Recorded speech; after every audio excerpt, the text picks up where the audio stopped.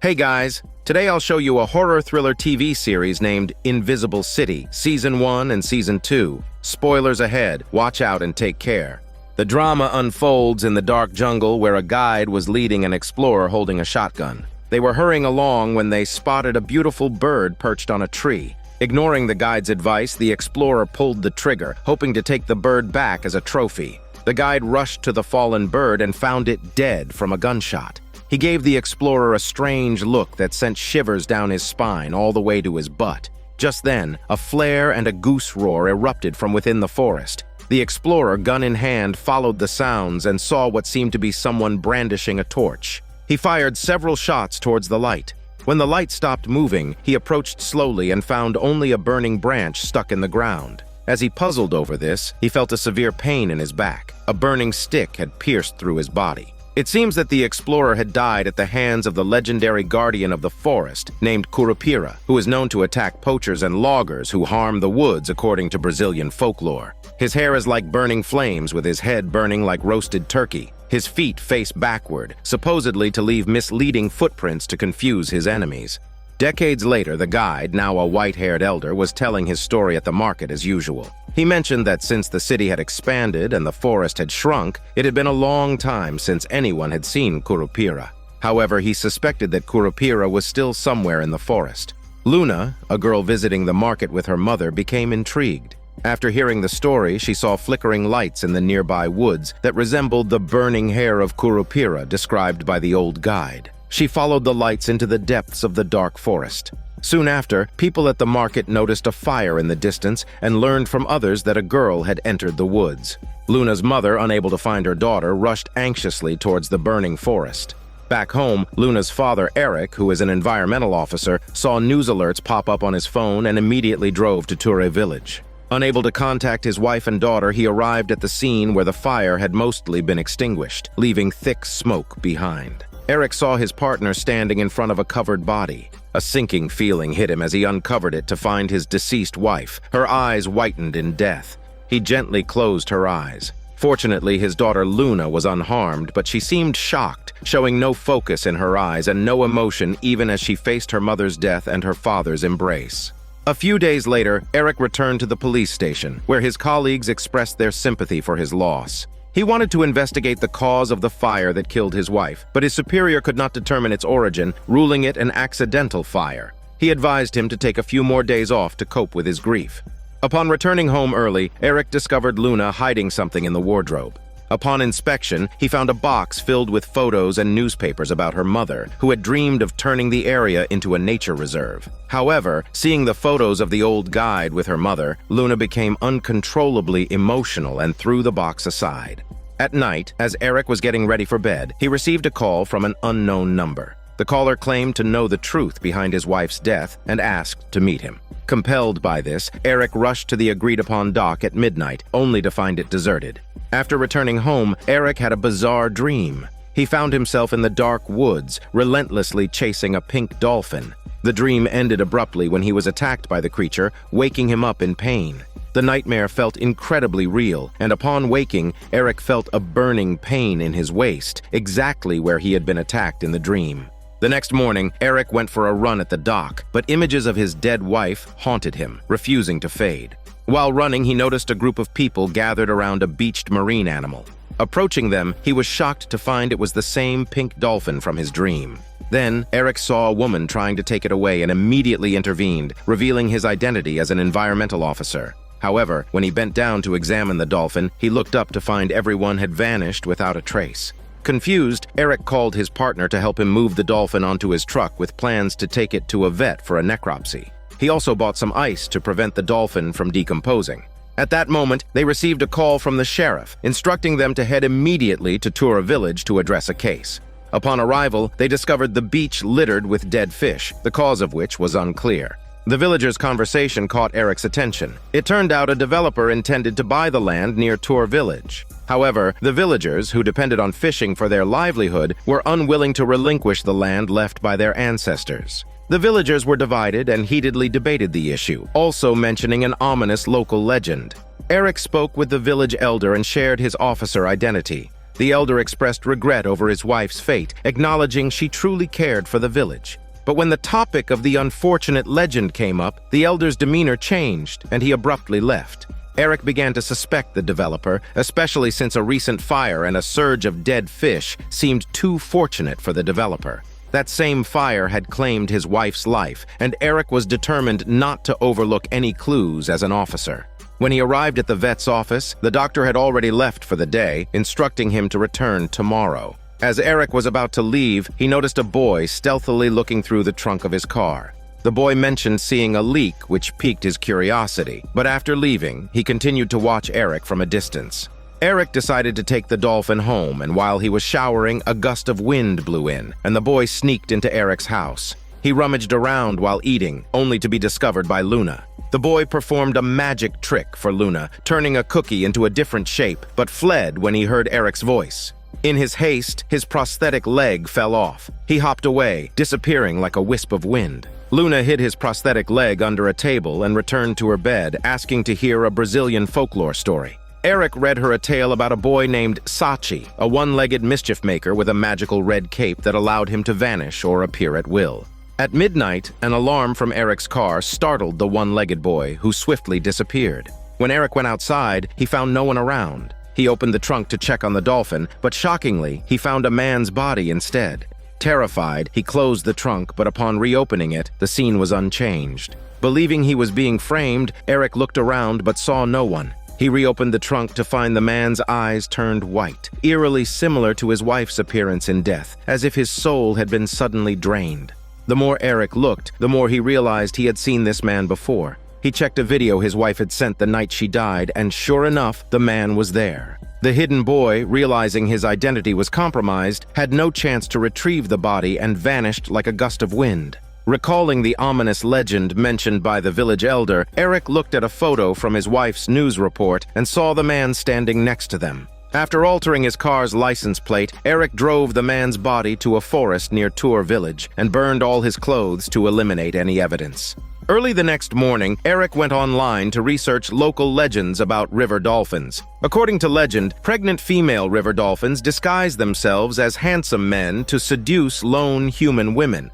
Before he could delve deeper, he received a call from his partner, informing him that a murder had occurred in Tour Village. Thus, Eric found himself back in the forest where he had dumped the man's body the previous night. He wondered how the body had been discovered so quickly. The partner told him that the homicide squad received an anonymous tip, and since the body was found in the forest, the environmental police also got involved. The eyewitness who found the body was the village elder, who was reluctant to say much when questioned by Eric. Upon their arrival in Tour Village, some villagers were already packing up to leave. However, seeing the detective, Eric made them walk away. Eric saw a pregnant woman enter a room. He knocked on her door, and when she saw a photograph of the man, she became emotional, closed the door, and asked him to leave. After Eric mentioned his wife's name, the pregnant woman paused, mentioning that she had spoken to his wife the night of the fire. She identified the man in the photo as her husband, Manaus. Hearing that Manaus's body had been found, she was deeply saddened, turned around, and refused to say more. The partner also learned from other villagers that Manaus had always told residents not to sell their homes. Eric and his partner then went to the morgue, where the coroner informed them that the deceased had a strange hole in his skull and that the cause of death would be known after the autopsy. Wearing gloves, Eric lifted the man's eyelids, and the pale appearance of his eyes sent shivers down everyone's spine to their smelly butt. He persuaded his partner to join him in investigating this case, noting that both his wife and the man had the same white-eyed appearance after death, suggesting a connection. They returned to the police station to convince their superior, although the murder case was not typically within the jurisdiction of the environmental police. Eric shared his findings that the deceased man had opposed the land sale in Tour Village and suspected foul play by developers, who might resort to poisoning fish and setting fires to forests to drive out villagers. However, the superior considered this mere speculation, possibly influenced by his grief over his wife's death, and denied his request, instructing the partner to keep an eye on him. Meanwhile, in the town morgue, a security guard noticed the surveillance camera was blocked by a large butterfly, which he could not disperse. The corridor lights began to flicker, and another butterfly flew towards him, transforming into a sexy witch in the flickering light. The witch casually mentioned his name and began singing a baby lullaby, treating the old guard like a baby and causing him to fall into a piggy sleep. After that, the witch entered the morgue, lifted the white sheet from Manaus's body, and after a long moment of silence, was startled when she lifted his eyelids. She remembered seeing him last at her bar, where the drunk Manaus claimed he had something important to tell her. Taking it as drunken babble, she ignored his smelly bullshit, only to find him now as a cold corpse. Lifting the sheet from his body released countless butterflies that enveloped Manaus completely. With a chant, the butterflies and Manaus's body vanished into thin air. A second later, the witch was back in the bar, recounting how Manaus's eyes were white as if his soul had been drawn out, indicating imminent danger. She suspected Officer Eric, who might have dumped the body, could be linked to this mysterious affair. The next day, Manaus's wife came to the police station to find Eric. She mentioned that her friend Joao was there yesterday and couldn't say much more. She and Joao had grown up together, childhood sweethearts. But then, a construction development company came and they couldn't agree. One day, Joao returned to the village, dressed sharply as if he were a completely different person, trying to persuade her and the other villagers to leave. Their disagreement ended badly. At that time, she met Manaus, who shared her belief that the forest was humanity's real treasure. They both opposed the developers' plans to transform the village. One evening at the dock, Manaus emerged from the water, and afterwards, she found herself pregnant. Joao didn't know who the father was and was furious about her condition. Later, she met Eric's wife, who was the first person to accept her. After her revelation, Eric immediately went to the development company to ask Joao where he was on the day of the fire. Joao claimed he was traveling and suggested Eric could check, but Eric could tell from his expression that he knew something. Back at the police station, Eric received a call from the coroner. Upon arriving at the morgue, he learned that Manaus's body had disappeared overnight. The security didn't remember what happened. Then, Eric noticed a peculiar blue butterfly on the surveillance monitor. After he reported the missing body to his superior, the superior finally allowed him to join the investigation. From the morgue's visitor list, Eric found a name, whose bar was marked with a butterfly icon. That evening, Eric went to the bar. The bar owner approached him and offered him a drink of her special concoction. As Eric drank, he was drawn by a song and realized that the bar's singer was the same woman, Camilla, who had wanted to take away the pink dolphin the other day. It seemed he was mesmerized by the song, and the next second, the bar was empty, leaving just him and her. Camilla told Eric she could reveal the truth to him, but it was a point of no return and he should be prepared. While subconsciously answering her questions, Eric followed her out of the bar. He revealed that he had dumped Manaus's body in the forest to be able to investigate his death himself, suspecting that his wife and Manaus were killed by the same person. They walked into the sea together, and it was only then that Eric snapped back to reality, realizing the sea had risen to his neck. Panicked, he looked around, but the next second, he was pulled into the sea. Vaguely, he felt Camilla transform into a sexy mermaid and lured him deeper into the ocean. The next day, Eric woke up on the beach unsure of what had happened. He went back to the bar to find the bar singer Camilla, but the bearded doorman wouldn't let him in and mentioned Camilla wasn't there. After the doorman sent Eric away, Eric went to the beach and found Camilla's stinky clothes. Smelling them like a dog, he followed the coastline and eventually found Camilla, now a mermaid and unconscious, laying naked and fishy on a roasted rock. After being brought back to the hotel, Camilla woke up and confessed she had tried to drown Eric, but realized that some mysterious force was protecting him. Despite their prior conversation, Camilla no longer believed Eric was Manaus's killer. The witch felt there was something unusual about Eric and decided to investigate him personally that night. Suddenly, someone came and summoned the witch to the police station, suspecting her involvement in the disappearance of Manaus's body from the morgue. Just as the sheriff was about to question her, he released her. It turned out he had received a report from the boss of the development company. There were numerous dead fish in Ture village, but they weren't poisoned. Therefore, the case was handed over to the homicide department, no longer concerning their environmental unit. However, Eric hadn't given up. He drove to Ture village to find the village elder, who initially didn't want to speak much. But after Eric mentioned seeing a man transformed from a dolphin and a murderous mermaid, the village elder revealed the truth. Besides humans, there were mythical creatures known as entities, beings that could morph into human form, secretly living among people. When Eric asked about the fire that killed his wife, the elder refused to say more, leaving Eric to return to town helplessly. As he watched the people on the streets, he felt that any one of them might be an entity. Suddenly, the mermaid Camilla appeared, seeking a private conversation with him. She revealed her identity. Known as both a mermaid and a siren, she had been killed and thrown into the sea by a lover long ago. The sea mysteriously revived her, and since then, she had been taking revenge on men, enchanting them with her flirty song to follow her into the water, drowning them and disappearing forever. At that moment, Eric's grandmother called, saying Luna was in trouble. After grabbing Camilla's contact details, Eric rushed home to find Luna had discovered a dead bird in the yard and was burying it, her hands covered in scratches, scaring her playmates. Yet she remained silent when questioned. The old lady noted this was just like Eric as a child, who also exhibited strange behavior and had nightmares until a visit to a psychic healer supposedly sealed something within him, stopping the nightmares. She suggested taking Luna to see the same psychic healer, but Eric felt Luna might improve over time, simply affected by her mother's death. In the evening, Eric went to Camilla's residence to continue their previous conversation. To his surprise, he found she was locked up in the bar by the bearded doorman. He lured Eric looking for Camilla into the bar's basement, filled with various eerie witchcraft materials. Suddenly, the witch emerged from the darkness, singing a hypnotic lullaby that slowly put Eric to sleep.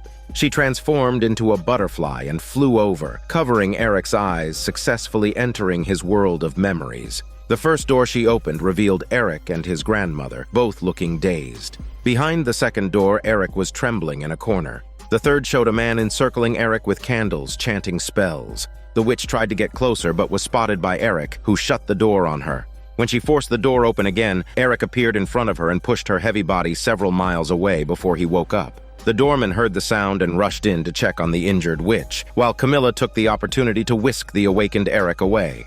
After returning home, Camilla couldn't believe that Eric could have managed to push the powerful witch out of her mind. Eric himself wasn't sure how it happened, only remembering it vaguely had something to do with his childhood. At that moment, Luna appeared, showing hostility towards Camilla, thinking her father had forgotten about her late mother and had found another woman. It took Eric a long time to calm Luna down. Back at home, Camilla encountered the doorman sent by the witch to capture her. Camilla tried to persuade him to stop being the witch's puppet, but the doorman said the witch had saved his life. With no other choice, Camilla used her charm to make the doorman let her go. Then, Camilla went to the slums to find Sasi, planning to stay with him for a while. However, the next day, while collecting relief food, she discovered a wheelchair-bound homeless man who seemed to be able to control fire. He was well acquainted with one-legged boy, Sasi, and quietly told him that Camilla was trouble, and urged Sasi to send her away quickly. On the other hand, during a conversation with his grandmother, Eric talked about his father. He had grown up with his grandmother, and his mother had killed herself when he was 5 due to depression. He had never met his father and wanted to learn more about him, but his grandmother seemed to be hiding something. So, he went to the hospital to find the doctor who had treated his mother's depression. The old doctor told him that before his mother died, she often painted a man. Seeing those paintings, Eric was shocked to discover that the man was actually Manaus, the same man who had transformed from a dolphin. He immediately rushed home to confront his grandmother with Manaus's photo, asking if he was his father. Although the old lady didn't say anything, her reaction said it all. It turned out that the deceased dolphin was indeed Eric's father, whom he had never met. Eric thought that all this must be related to the mysterious Tura village. Later, he took Manaus's photo and found the village elder again, telling him that he was Manaus's son and asking him to tell the truth. The village elder took Eric into the depths of the forest, pointing to a charred pit on the ground and saying that it was the thing inside that had killed Manaus. Years ago, he had guided the explorer here who killed a beautiful bird, angering the forest guardian, Curupira. After the explorer was killed, his body did not decay, but released a force from within that spread around. The elder called the witch, who believed that men were so evil that neither heaven nor hell would accept his soul. The force from his mummified body consumed the life of nearby organisms, so the village elder had buried him in the ground. The witch surrounded his grave with stones and cast a spell to seal his soul underground. But now, the sealed grave had been opened, and the mummy's soul had escaped. Manaus and Eric's wife were probably both killed by the resurrected mummy. Then the village elder told Eric that his body might contain both human and entity blood, making him a conduit between the two.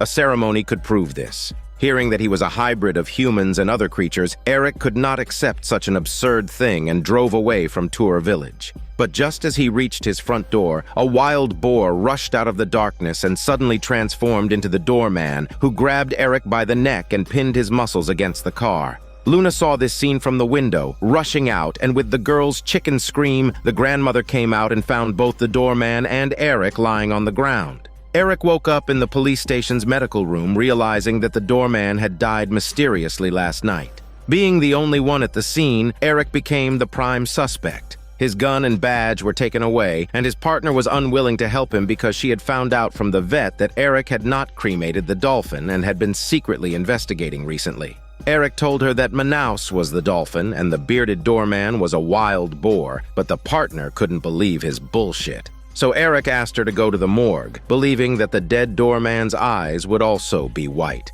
But when the partner arrived at the morgue to confirm Eric's words, she discovered that the bearded doorman's body had also mysteriously disappeared without traces of his messy beard. On the other hand, Eric found the mermaid Camilla again. He was now utterly confused. If he had killed the doorman, it was likely that he had also killed his father, Manaus. They went to the beach where Eric had first seen the dolphin. Eric recalled that someone had called him out in the middle of the night. He waited for half an hour but saw no one. Then, he noticed a beachcomber he had seen that night. To Eric's surprise, the beachcomber was terrified of him. Under Camilla's siren enchantment, the beachcomber revealed that Eric had gotten out of his car that night, met a man wearing a hat, and had grabbed the man by the neck. Afterward, the man had run towards the sea and Eric had chased after him, but he didn't remember what happened next.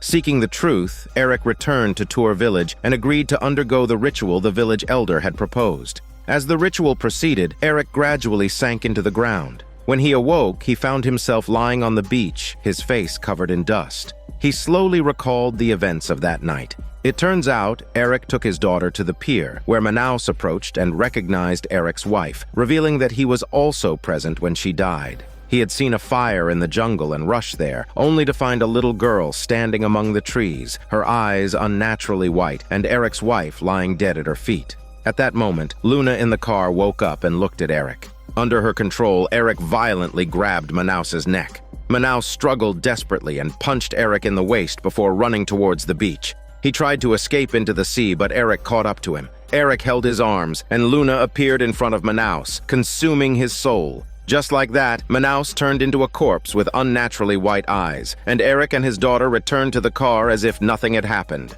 After the ritual ended, Eric woke up to find a mummified corpse inside Luna's body, indicating that she was possessed by the mummified explorer. Because Luna also had the entity's lineage, the mummy now manipulated her to fulfill its sinister plan. The village elder warned him not to get close to Luna as the mummy was gathering strength to find a stronger host, and it might try to take over Eric's body. But Eric insisted that Luna was his daughter, and he couldn't just abandon her. Afterward, on his way home, Eric received a call from his grandmother saying something terrible had happened at home. It turned out that the psychic healer who had previously treated Eric had been called to the house, performing an exorcism on Luna. However, the possessed Luna blew out the candle with little effort and stared at the healer with pale eyes, causing him to collapse. He had failed to cure the possessed Luna, and she managed to run away from home. On the other side, the village elder found his son, who worked at the development company. Joao, who had only discussed the matter of the forest cemetery with his son, accompanied him to meet the company's boss. Unexpectedly, they saw a photo of the explorer behind the boss. It turned out that the mummified explorer was indeed the boss's father, and the boss was behind all the mischief. That night, the boss not only set fire to the forest near Tura village to create chaos, but also seized the opportunity to dig up the grave, releasing his father's evil spirit. Now possessed by the spirit, Luna roamed the streets and, using her charm, found an old woman to guide her to the slums where Sasi lived. The mummified explorer had learned from her that Sasi knew the legendary creature Curupira, the one who had killed himself in the woods, and he was determined to seek revenge. As they reached a street corner, Sasi suddenly remembered something and told Luna that Curupira wasn't there today and that they should come back another time. Luna's eyes turned pale upon hearing this, revealing her possession by the mummy. After spending half the day wandering around, Sasi realized Luna was possessed and led her to an abandoned building. When she noticed they were about to go up the stairs, she sensed something was wrong, knowing that Curupira was supposed to be masquerading as a wheelchair-bound vagrant. She quickly snatched Sasi's red scarf from his head and demanded he take her to where Kurupira truly was. It turned out that as long as someone held his red scarf, Sasi was compelled to obey them. Fortunately, a drunken passerby accidentally knocked the scarf from Luna's hand. Seizing the moment, Sasi pushed Luna into a dark room and locked her in. He then found Kurupira and warned him that the evil spirit was coming to kill him. However, Kurupira, no longer the forest guardian he once was, had retreated into the city to live a life of drinking, wanting nothing to do with the evil spirit. Disheartened, Sasi left but was seen by Eric and his partner, who were searching for the missing Luna. When Eric asked about his daughter, Sasi tried to flee, but the partner snatched his red scarf again. He had no choice but to lead them to the cabin where they found the door wide open and Luna gone. After retrieving his scarf, Sasi vanished like the wind. Camilla, guessing the identity of the vagrant, brought the witch to find Kurupira and begged him to help defeat the evil spirit transformed from the mummy, or else it would kill all entities.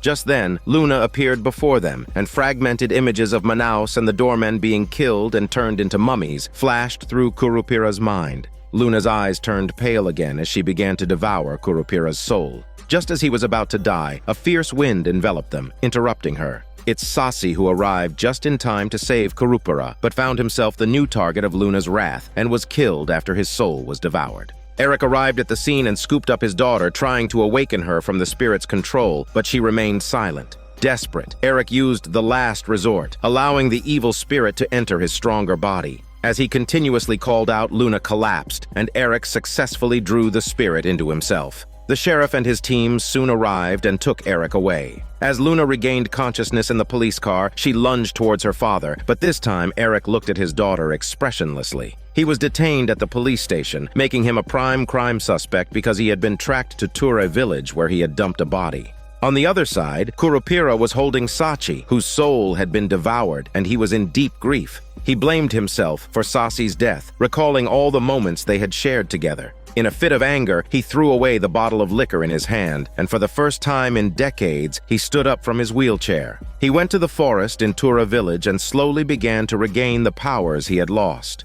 On the other side, Camilla arrived at the police station, charming all the officers and taking the detained Eric with her, hoping to find the possessed Luna. However, on the way to Ture village, Camilla finally realized that the evil spirit had already transferred itself into Eric. When the sheriff returned to the station, he found everyone as if they had been frozen in place, motionless. Eric was nowhere to be found, and he immediately contacted the partner. At that time, the partner and the witch were at Eric's house. The witch guessed that possessed Eric must have gone to Ture village to seek revenge on Kurupira, so they immediately drove there. In the forest of Ture village, Eric and Camilla kept searching for Kurupira. Camilla tried to persuade Eric to regain consciousness, but was attacked by the soul-devouring spirit. Fortunately, Kurupira appeared in time, distracting him. While making noises, he led Eric deeper into the jungle. The village elder and Joao also came to the forest, wanting to help. At this moment, Kurupira's head was ablaze with flames as he ran through the woods, reminiscent of the scene decades ago before the greedy explorer was killed.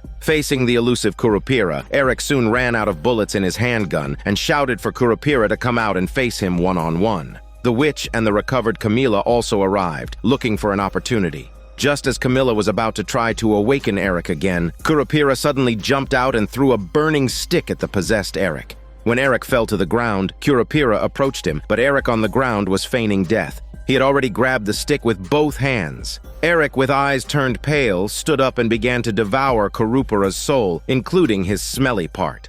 As Kurupira's soul was being slowly stripped away, the witch intervened in a critical moment. She sang a lullaby and transformed into a butterfly, covering Eric's pale eyes. This brief suppression allowed Eric to regain consciousness. He then saw the explorer's spirit that had escaped from the tomb during the fire, which had taken over Luna's body in search of his wife, who was unaware that her daughter was possessed and had her soul sucked away. Eric looked around at everyone, remembering what the village elder had said, that the host and the evil spirit are bound together in life and death. So Eric decisively plunged the stick into himself, intending to kill the mummy spirit that way. After losing consciousness, he seemed to see his deceased wife again, but his wife, holding Eric, told him his path was still long and it wasn't time to meet her yet. Then, the seemingly dead Eric suddenly opened his eyes. Although his human body had died, the other half of his entity lineage began to awaken, making Eric one of these entities. The scene shifted to a construction site in the primal Amazon rainforest of Brazil, where a scream shattered the peace. A worker was seen being dragged into the water by a massive python. Despite his desperate struggles, he was powerless to free himself. However, the foreman seemed prepared for such an incident and promptly shot the python with a tranquilizer gun. Cheers erupted as the sedated python was quickly retrieved from the water. As night fell, the foreman quietly released the python from the net, only to discover it had transformed into a naked indigenous man. After waking the man, the foreman asked him to lead him to the sacred site of Mangatu, rumored to hold endless treasures. Meanwhile, Luna and the witch had also arrived in the forest. It had been 2 years since Luna's father Eric had disappeared into the woods. Luna, now grown from a girl into a young woman, felt a special connection with her father and often dreamed of him, though she knew not where he was. She began studying her dreams to decode them. With the help of the witch, Luna finally reached a giant tree she had seen in her dreams. However, the witch soon sensed a force nearby that she couldn't understand. For safety, she instructed Luna to stay put while she ventured deeper into the woods. But no sooner had she turned away than she saw a familiar figure standing ahead. Turning back, she found Lunas on both sides. It seemed they had entered a protected area unawares. Realizing she had been to this place in her dreams, Luna urged the witch to follow her forward. They soon arrived at a crystal-clear pool, where Luna said she had seen her father in her dreams. But the witch stopped, sensing something off about the place. They had to leave immediately, despite Luna's eagerness to find her father. The witch explained that this world was not just as Luna saw it, it had its own laws that could not be arbitrarily disrupted. Moreover, she needed more time to understand the energy of the place. The two planned to return the way they came, having inadvertently entered the local sacred site of Mangatu, and their actions had been noticed by the site's guardians. That night, as Luna prepared to sleep in a hammock, a gust of wind knocked a book off the shelf, flipping it open to a page about the legendary spirit Matinta, who is said could grant people's wishes. Quietly taking her skateboard, Luna slipped out. Although the witch saw her leave, she did not stop her. Luna reached a dilapidated church and began reciting a spell from the book, hoping to bring her father back. After waiting without a response, she sighed and prepared to leave, but a figure appeared in the darkness. It was the spirit Matinta, summoned by her. Hearing Luna's wish for her father's return, Matinta said she could grant it, but in exchange, Luna would have to give her something she desired. Without hesitation, Luna agreed, believing finding her father to be the most important thing. Matinta touched the back of Luna's hand and let out a piercing scream. Meanwhile, in the sacred Mangatu pool, Eric suddenly surfaced, gasping for air. He was bewildered, not knowing how he had ended up in this strange place. He quickly climbed ashore and glanced at the scar on his chest, recalling the last thing he remembered, stabbing himself with a stick to kill the mummy spirit possessing him. After that, his memory was a blur. While searching for a way out of the forest, Eric encountered 2 people forcing a local guide at gunpoint to guide them. The local guide declared he would rather die than comply. It was the foreman and the indigenous man who had transformed from a python. The foreman, enraged by his refusal, fired several shots, killing him. Alarmed, Eric turned to flee, but the noise of his escape drew the foreman's attention, and he began to chase Eric. In a panic, Eric ran without thinking and stumbled upon a mining site where an old blind man was tied to a post. Just as Eric freed the old man and asked him to lead the way out, a peculiar energy surged from the old man's hand, altering Eric's perception of the world around him. This startled Eric, but the old man was even more shocked, revealing that Eric had almost broken his curse. At that moment, the foreman caught up, pointing a gun at Eric, demanding to know his identity and why he was there. In a swift move, Eric knocked over an oil lamp, causing flames to ignite a barrel of oil and triggering a massive explosion. Eric was thrown to the ground by the blast and lost consciousness.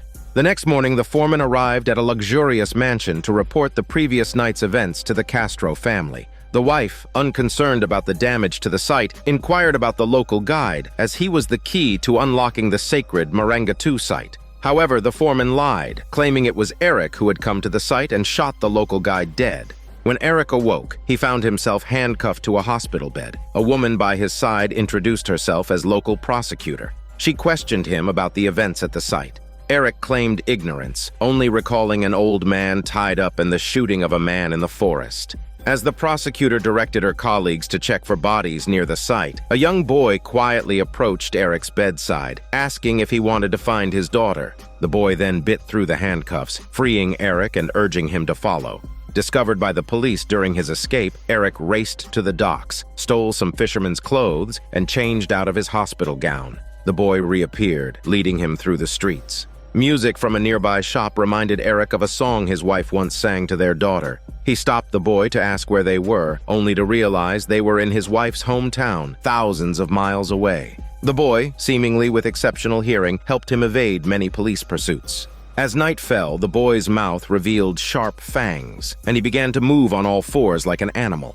Eric followed him to an abandoned house where the boy grew long hair and pleaded with Eric to help him break free. It turned out the boy had learned from the blind old man that Eric could lift curses. When the boy placed his hand on Eric's chest, Eric felt a strange energy enter his body, startling him. Although he initially pushed the boy away, Eric's compassion overcame him, and he allowed the boy to place his hand on his chest again, willingly absorbing the energy. This seemed to give Eric a sense of his daughter's location. The handcuffs in his mouth turned soft, and Eric absorbed the boy's abilities. Using his newfound keen sense of smell, he located his daughter in the busy streets. Luna, now much older, was shocked to discover that her father had been gone for 2 years, which had felt like only moments to him. Learning that Luna had found this place through her dreams, Eric was stunned. Back at their accommodation, Eric found the witch, but her expression was not one of joy. Eric told Luna to pack their bags to leave while he spoke alone with the witch. The witch recounted the events that happened 2 years earlier, after he had lost consciousness in the forest. Although Eric had not died, the wound on his chest began to spread, taking over his body. So the witch took him to the river for the river spirit to heal him, and that's why the spirit took Eric away. Now that Eric had returned, he was a part of the entities, just like Luna. However, Eric expressed his regrets about missing Luna's childhood and his grandmother's funeral. He did not want Luna to end up like him, determined to distance himself from the entities and return to his previous life. At that moment, Eric noticed his nose beginning to bleed. Meanwhile, in the next room where Luna was packing her bags, the figure of Matinta appeared. Now that Luna's father had returned, Matinta came to take what she desired in exchange, which shockingly turned out to be Luna herself. When Eric heard his daughter's screams and entered the room, Luna had already vanished. A white owl stood on the table, looking at Eric before it flew away after letting out a piercing screech. Frustrated, Eric punched a pillar, breaking it, but the wound on his hand healed visibly fast. The witch told him that he had absorbed the werewolf's power within the boy. Eric asked the witch why the boy knew Luna and who Matinta was. The witch claimed ignorance, but Eric, with his keen hearing, detected her accelerated heartbeat, suggesting she was lying and hiding something from him. Just as Eric was about to search for his daughter, the witch began to use her powers to hypnotize him. However, instead of falling asleep to the hypnotic tune, Eric suddenly woke up, grabbed the witch by her chicken throat, and stopped her singing. Now endowed with werewolf powers, Eric began his journey to find his daughter, and it seemed some sinister curse lingered over his wife's hometown. The scene shifts to somewhere else in the woods, where the witch gently blew on a feather in her palm, which floated up and transformed into the legendary Matinta. The witch came to summon Matinta not to inquire where Luna had been taken, but because Eric could steal powers from other entities, which greatly unsettled her. After touching the witch, Matinta seemed to sense something and told her that everything was destined. On the other side, Eric planned to find the werewolf boy to look for clues. He met a man who had greeted the boy earlier and agreed to take him to the boy's home the next day. When Eric followed the man to the werewolf boy's house, he met his mother, who revealed she had not seen her son for a year. It's then revealed that the boy had awakened his werewolf talents while swimming in the river on his 13th birthday.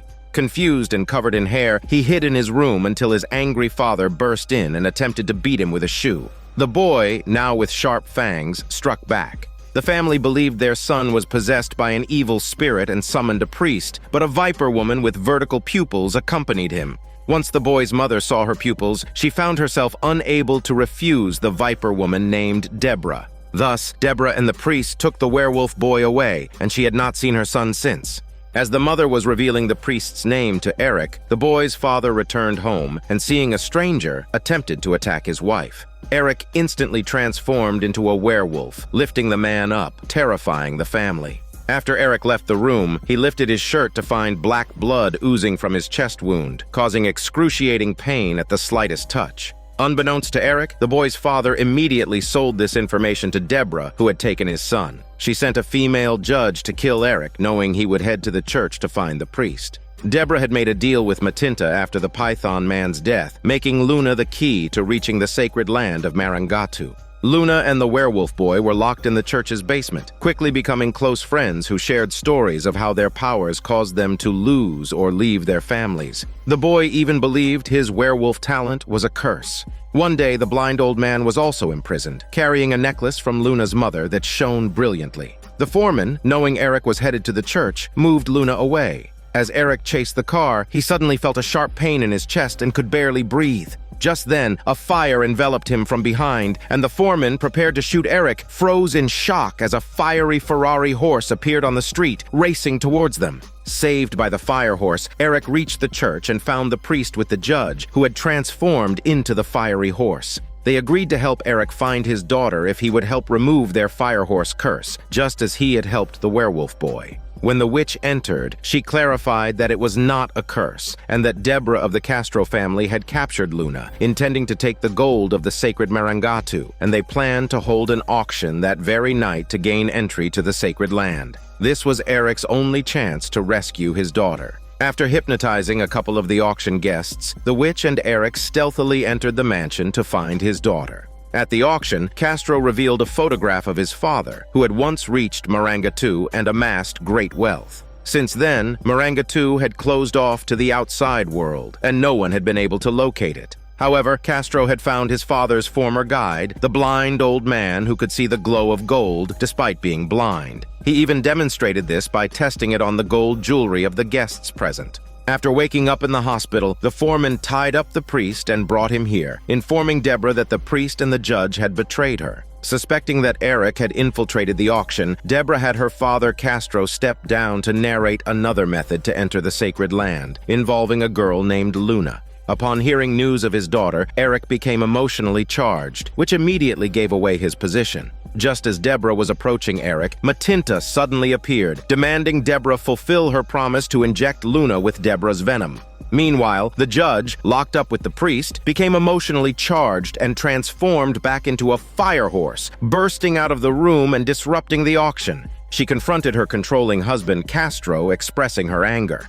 In the basement, just as Eric found his daughter, Deborah discovered them. She approached Eric and suddenly turned into a viper, biting Luna on the neck. Shortly after, Eric, carrying his poisoned daughter, left the mansion. The witch, examining Luna's wound, realized it was not ordinary snake venom, but a psychic poison that only the sacred land's guardian priestess could cure. As they prepared to sail to the sacred land, the blind old man and the werewolf boy caught up with them, wishing to join. Upon reaching the primitive village and finding the priestess, they agreed to try a ritual to save Luna but asked Eric to stay away, citing his body's excessive energy that could ruin the ritual. Watching his unconscious daughter, Eric cried like a giant baby, but the tears that fell were black. The witch, noticing something was amiss with Eric, took him aside for questioning. It turned out that after Deborah bit Luna in the basement, Eric was desperate to save his daughter and had grabbed the viper form of Deborah and absorbed her power, worsening the wound in his chest. With Eric struggling to control the overwhelming energies within him, it was uncertain whether Luna's snake venom could be removed and whether Eric could return to normal.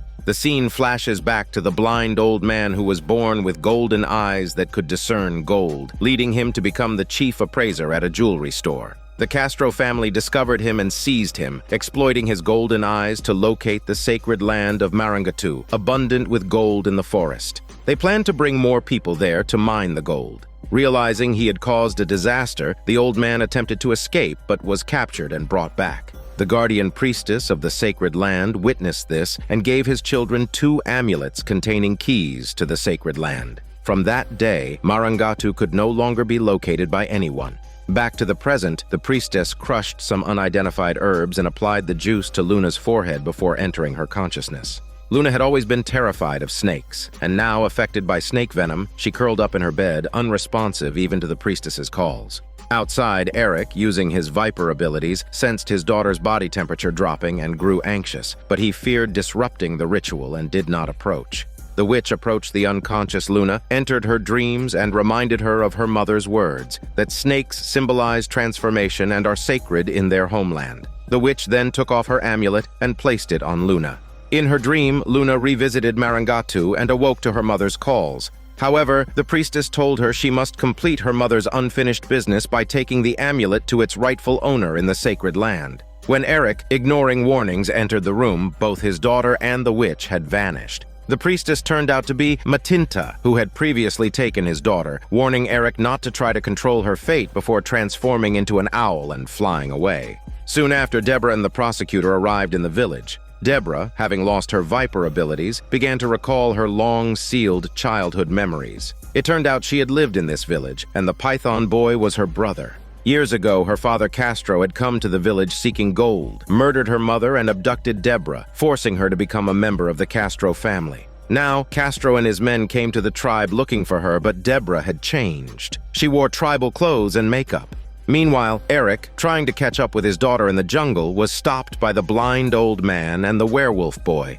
Using his viper abilities, Eric learned from the werewolf boy that his daughter had gone to Mangatu. The blind old man said it was a sacred place he couldn't bring him to, but Eric grabbed his arm and began absorbing his golden eye ability, wanting to use it to find the sacred land himself.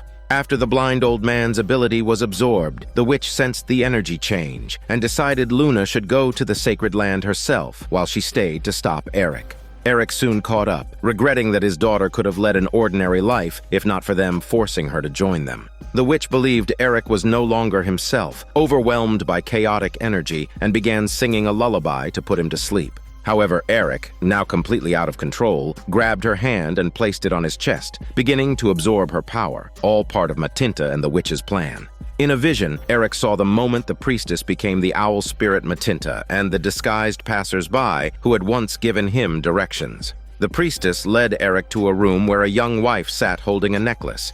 She gave it to the Python man, saying that she found it by the river. The Python man said it was his sister's necklace, lost the day the village was attacked. The priestess then returned the necklace to the wife, telling her she would one day meet its owner and return it. It turned out the necklace contained the guardian entity of Mangatu, and the wife accepted the task. The scene shifts to when the witch summons Matinta. Matinta warns her of the danger, explaining that the witch is unlike the others, an entity who has lived for over 200 years and would die if she loses her powers. Despite this, the witch chooses to trust that Eric can control his abilities. The scene then moves to a forest devastated by wreckage. The priestess tells Eric that all this destruction is the result of his selfishness.